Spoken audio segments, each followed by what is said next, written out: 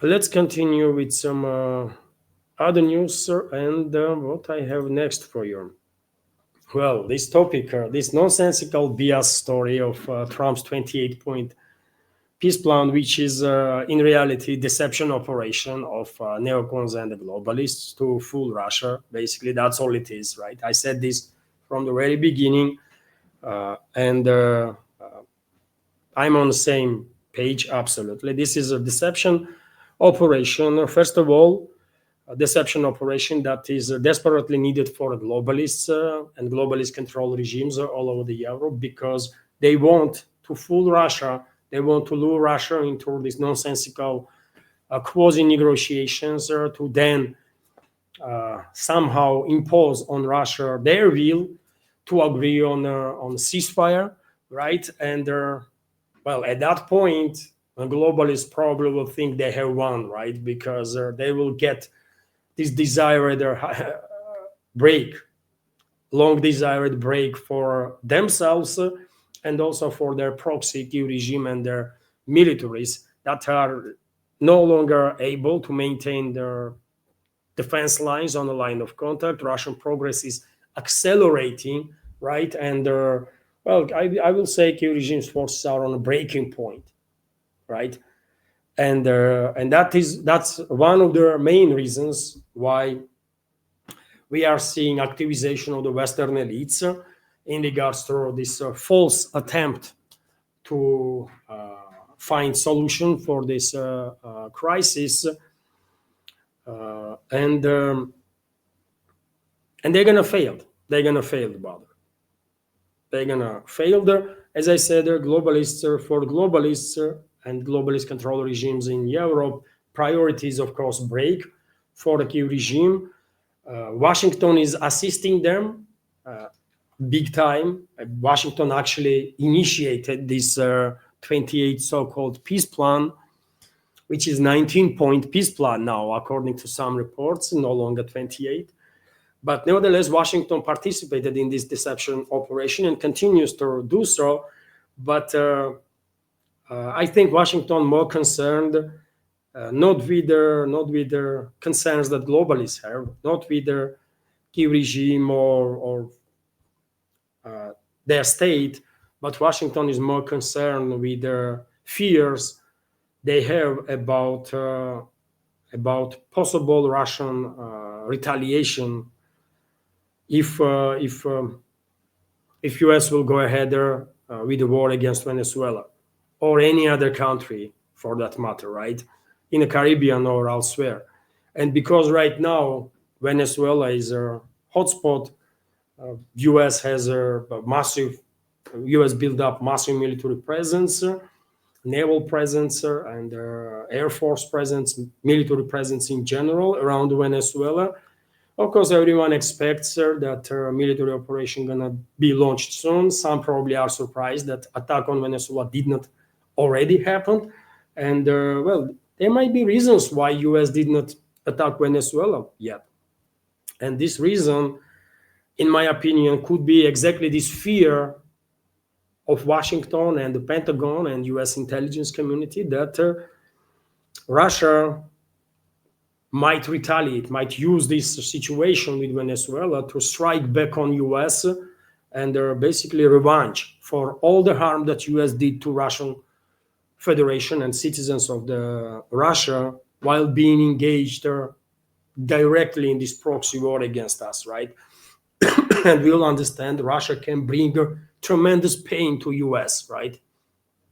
If a political decision is made, we'll understand that there is a highly likely that there is a presence of Russian special forces, Russian PMCs in Venezuela. We'll understand that there is a high probability that these Russian militaries and Russian PMCs are operating with all sorts of weapon systems, possibly, right, including long-range anti-ship missiles.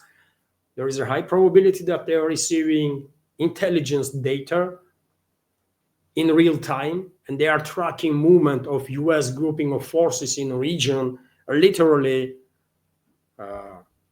on regular basis, right, in real time.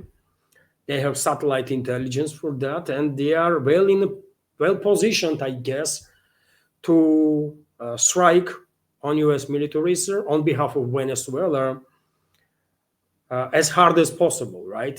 They are in a position, I think, to turn Venezuela into a graveyard for U.S. military forces that will dare to land, that will dare to conduct landing operation, and these Russian special forces or PMCs, let's say, private military companies, are, I think, well positioned to turn either Gulf of Mexico and or off coast of Venezuela, Caribbean Sea, into graveyard of U.S. Navy.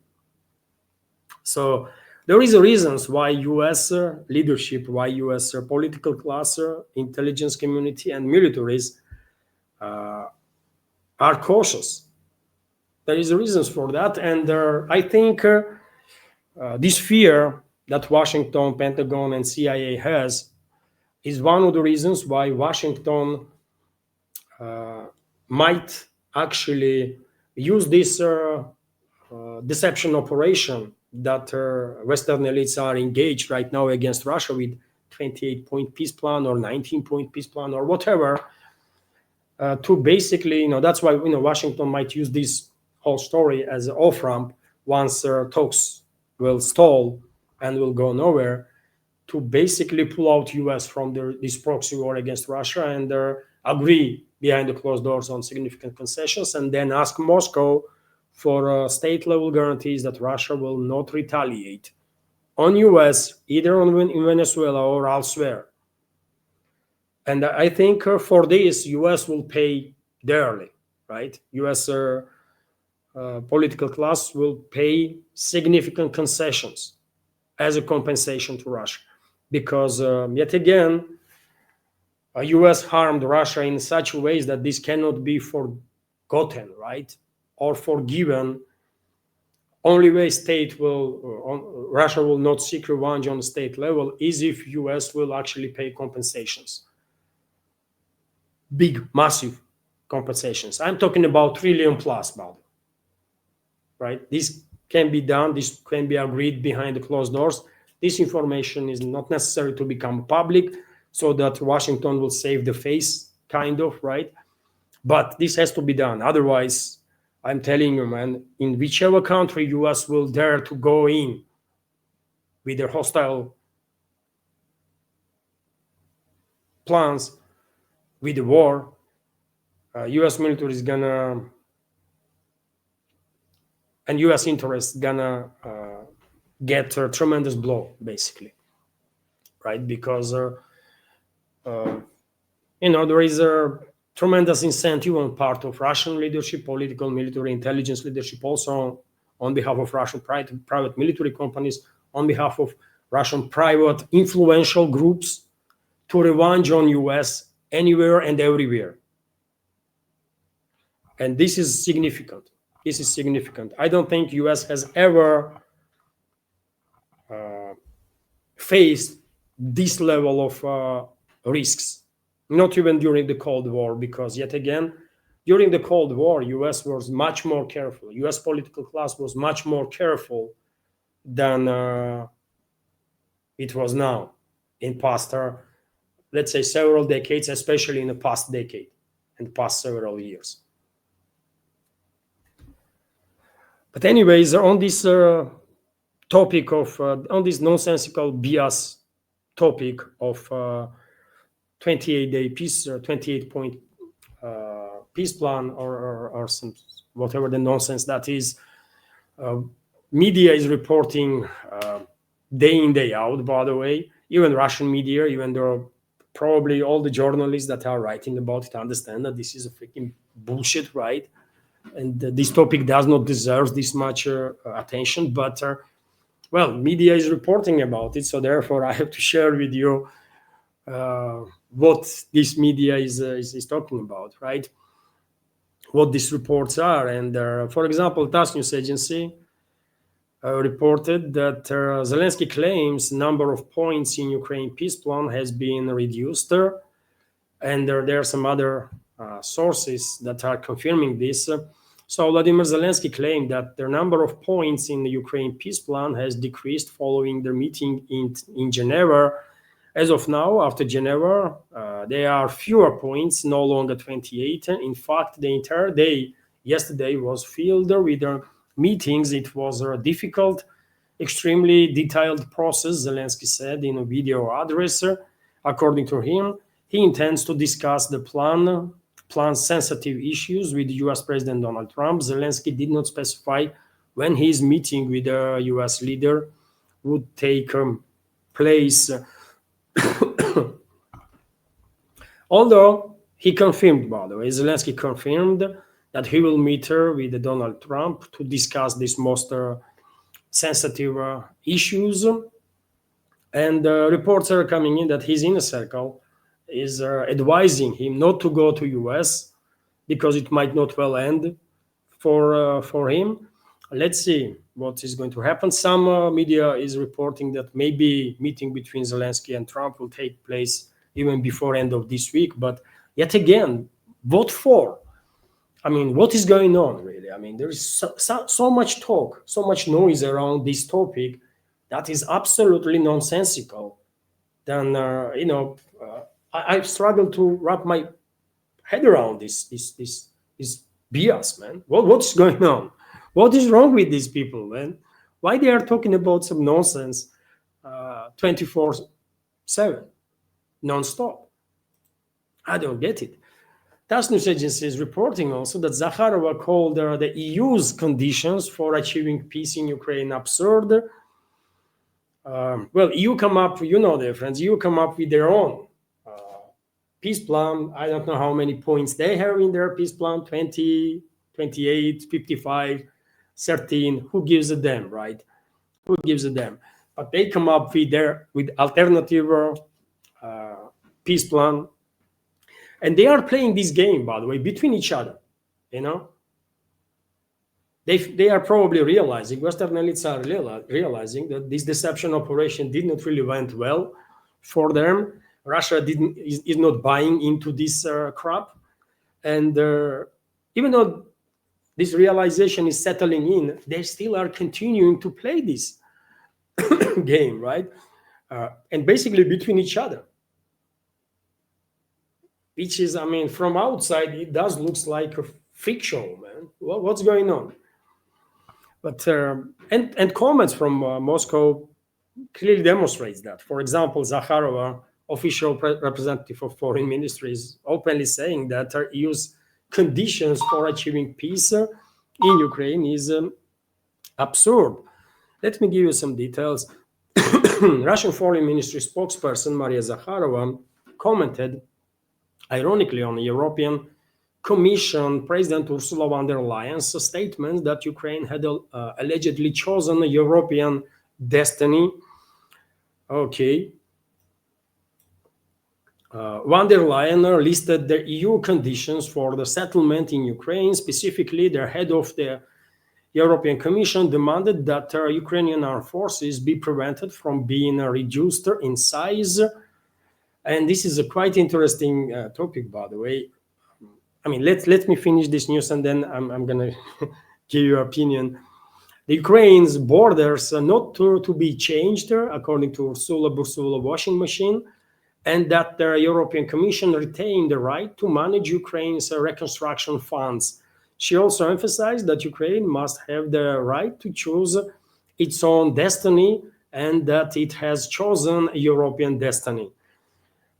And we have a quote from Zakharova here, I believe. We all remember very well how the legally elected president of Ukraine, Viktor Yanukovych, declared that the country he then legitimately led was suspending the agreement on European integration because the Ukrainian economy and their legislation were not ready for association with the European Union. At the same moment, the West launched another Maidan, which led to an unconstitutional coup in 2014 and ultimately to the establishment of neo-Nazi regime in Kiev under the leadership of a global minority. The same regime on Bankovo Street that bans the Russian language and openly carries out terrorist attacks fulfilling the orders of the EU's Brussels to the last Ukrainian. This one must understand is that very European destiny. The circle has closed. The diplomat wrote on a Telegram channel, adding that this was the most absurd part of the European Commission's head's statement. And yes, I mean, who will argue with Zakharova on that? And when it comes to this topic of 28-point Trump's peace plan, that is no longer 28, and the European Commission's peace plan, and all the media noise around it, you know the main narrative, isn't it, that is pushed by the Western elites, Western media, that this original 28 peace plan that the US came up with is allegedly a Russian wish list. That's a narrative, isn't it, that West is pushing. And unfortunately, many people, I'm monitoring Western media outlets, right? I'm monitoring comment sections too, by the way. And unfortunately, very many people are falling to this crap, man. Without asking questions, how you are saying that this is Russia's wish list when one of the points in this original 28-point plan is that Kiev regime will maintain 600,000 army, for example. What? Does it look like demilitarization? One of the main Russian goals? No, it does not. And does those people in the West understand how much 600,000 is? 600,000 troops? It's a massive army, by the way. None of the European countries currently have 600,000 army. None. In NATO, only 2 countries have armies that are bigger than 600,000. One is US, another one is Turkey. That's it, right? And still, by the way, because there is no journalism, no real journalism in the West no more, right? Definitely not in MSM at least. No one is asking right questions. No one is challenging these false narratives. No one is saying, come on, let's wait a second. You are saying this is Russia's wish list. Are you sure about it? You think Russia wants Kiev regime to maintain 600,000 strong army? Are you sure about it? It's nonsense, right? Nonsense. Another point, and there is so many nonsensical points in that original 28-point plan, by the way. I mean, I would not go through all of them, but I give you some of them. Army is one topic. Another one, according to that original plan, line of contact or hostility is gonna be frozen on the current line of contact in Kherson and Zaporozhye region. Do you think this is what Russia wants? Do you think this is Russia's wish? Hostilities to stop on a line of contact, and so parts of Zaporozhye and Kherson region that temporarily are controlled by NATO and NATO proxy regime should not be liberated by Russia? You think anybody here in Russia really thinks that way? No, man. All of Zaporozhye region, all of Kherson region are part of Russia, and that's it, period. There is nothing to discuss there. But still, somehow Western propaganda is managing to push narrative that this is Russia's wish list. Another point, let me remind you, from that original plan is that, for example, Russia has to withdraw forces from liberated areas, from the buffer zones, basically, in Dnipropetrovsk region, Kharkov region, Sumy region, Chernihiv, and so on. You think this is Russia's wish list? You think Moscow would ever initiate this idea? No, man, no. Thousands of Russian troops died and were wounded while liberating these areas, right? Including Kupiansk, by the way, for example, including dozens of settlements. Kupiansk is a Kharkov region, of course. Volchansk, for example, also Kharkov region. In Dnipropetrovsk, by the way, there is dozens of settlements that now being liberated by Russian forces, and the buffer zone is getting bigger and bigger. You think Moscow would ever initiate plan in which Moscow obligates itself to withdraw from these territories? I mean, come on. No one can consider this seriously, right? There is another point in this original plan that allegedly is Russia's wish list, according to Western propaganda, which is, for example, Russian frozen assets.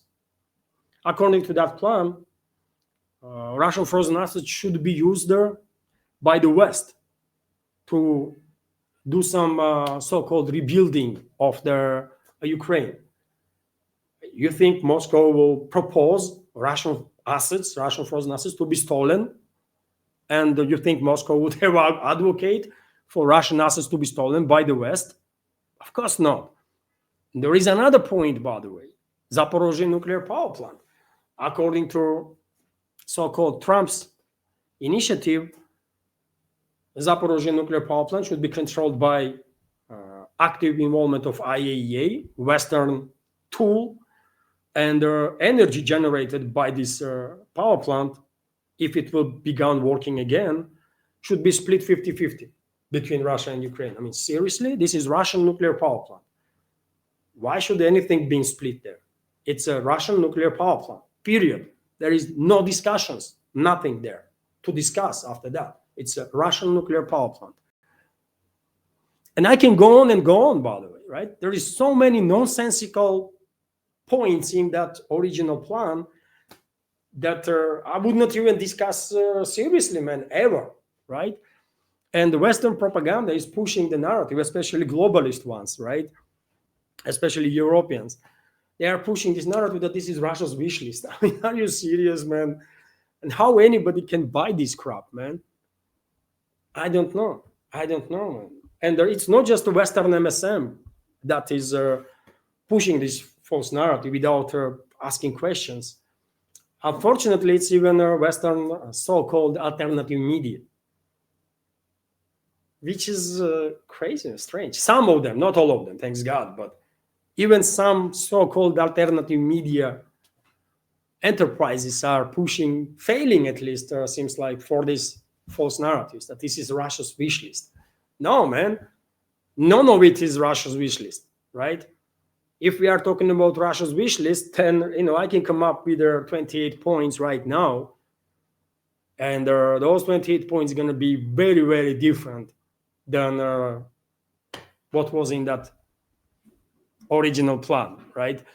But nevertheless, I mean, you see, when there is no freedom of speech in the West, when there is no media, true journalism in the West, Western elites are able to push whatever narratives they want over the public, and majority of people are buying literally anything, and majority actually believes, I guess, at least in Europe, where this anti-Russian propaganda is just extremely, extremely harsh, in US also, basically, majority probably believes that, yes, I mean, Trump, for whatever reason, just took Russia's wish list and presented to the world, which is nonsense, by the way, which is nonsense. This is a wish list, actually, of the Westerners. This is wish list of neocons and the globalists, because they are losing, by the way, and they are desperate to somehow fool Russia, right, and achieve a break for themselves and for their proxy regime in Kiev, so that they will rearm and reinforce them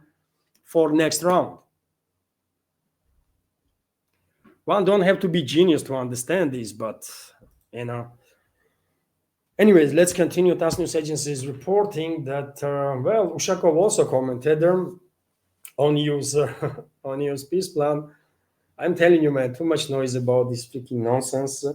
But yet again, what can I do, man? The Russian media reports about it, so I'm reporting too.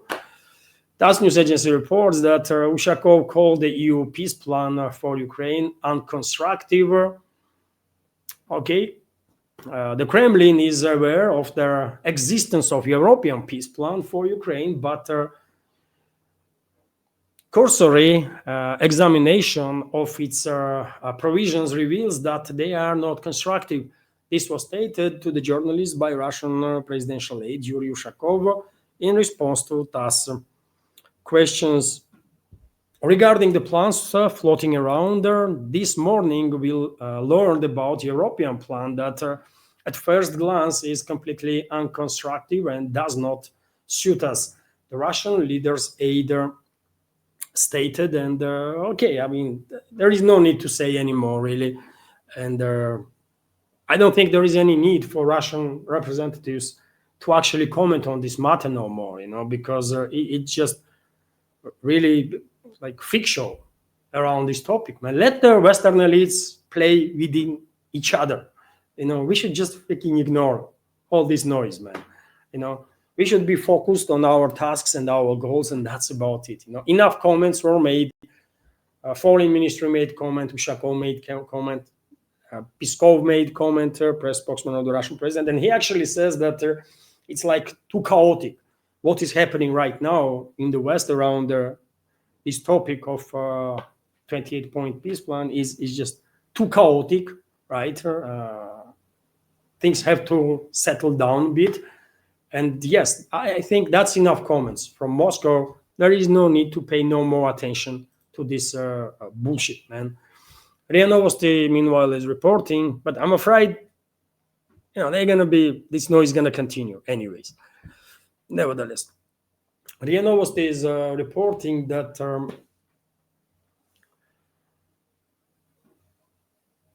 Ushakov also stated that no one held any specific negotiations with Russia regarding this US plan, right?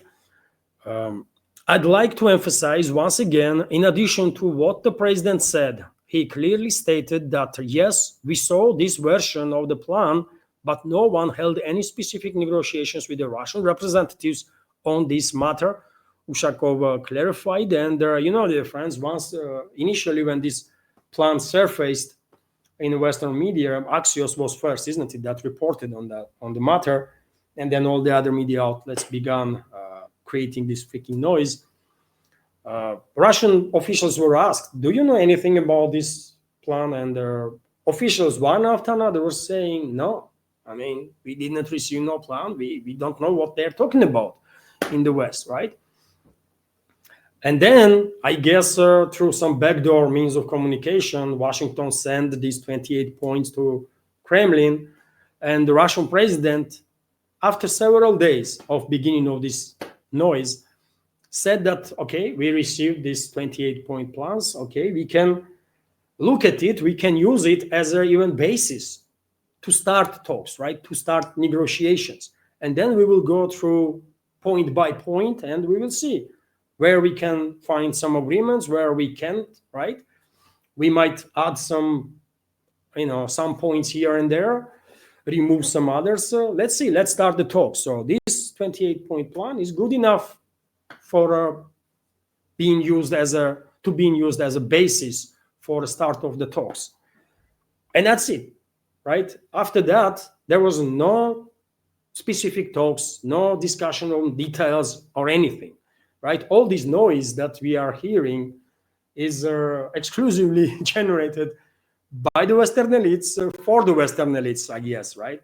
They are just sharing this stuff between each other, I guess, because Russian leadership is not engaged in no talks, at least for now. And Ushakov confirmed that. Although today maybe some detailed talks will take place, because political reports that U.S. Army Secretary Driscoll will present shortened, not original, but shortened plan for a settlement in Ukraine to Russian officials. It will all take place in Abu Dhabi, United Arab Emirates. The plan contains 19 points instead of 28. I guess during the Geneva talks, some 9 points were removed, right, from this original 28-point plan.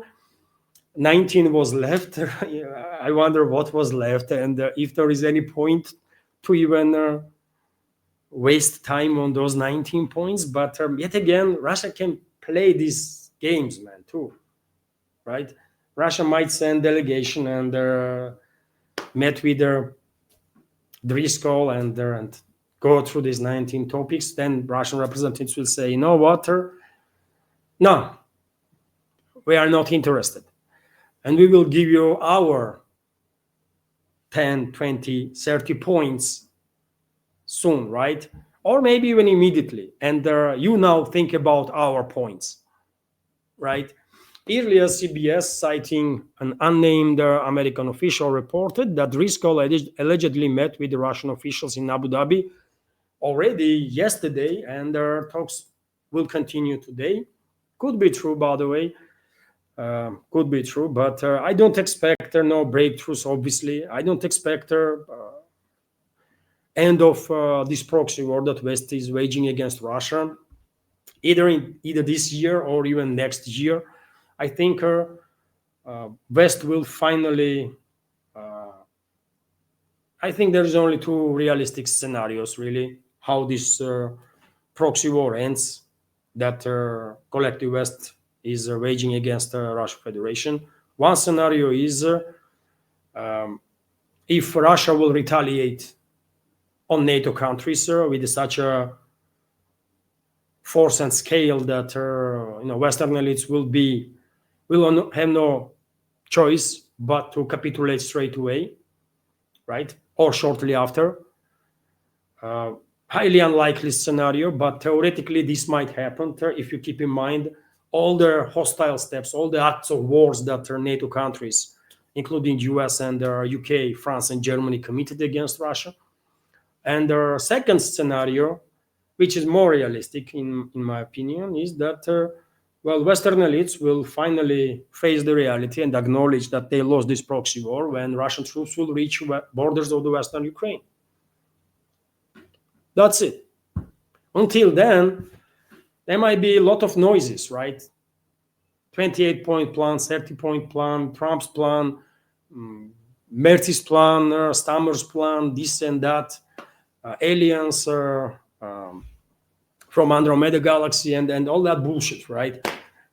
They can be too much. They can and will be too much noise, but on the ground, special military operation will continue, and yet again, most likely, this proxy war that West is waging against Russia will end only when Russian troops will reach Western Ukraine, borders of the Western Ukraine. At that point, globalists and their neocon allies and all the others will probably have no choice but to capitulate, right?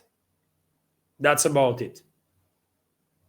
Until then, no matter the noise, special military operation will continue, and Russia will continue to demolish, decimate, destroy collective West and their proxy, and humiliate, by the way. Many people are ignoring maybe, especially in the West, how humiliating all this story is for the collective West, by the way. 40 plus countries are fighting Russia and they are failing. 40 plus countries, including US, UK, France, Germany, all of them, man, fighting Russia and losing, right? They are coming up with the best militaries they can come up with, which is Ukraine's military. They are sending whatever weapons they can send, right? With the exception of some nuclear weapons. And they are still failing. They are spending God knows how many hundreds of billions on this war. They still are failing. This is a humiliation of the Western elites on a scale that they have never experienced, by the way. And that's also a factor to keep in mind.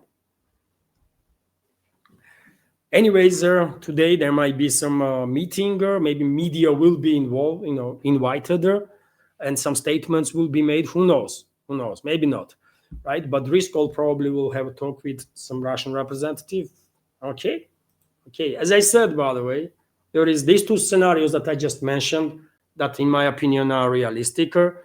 Everything else is just a noise.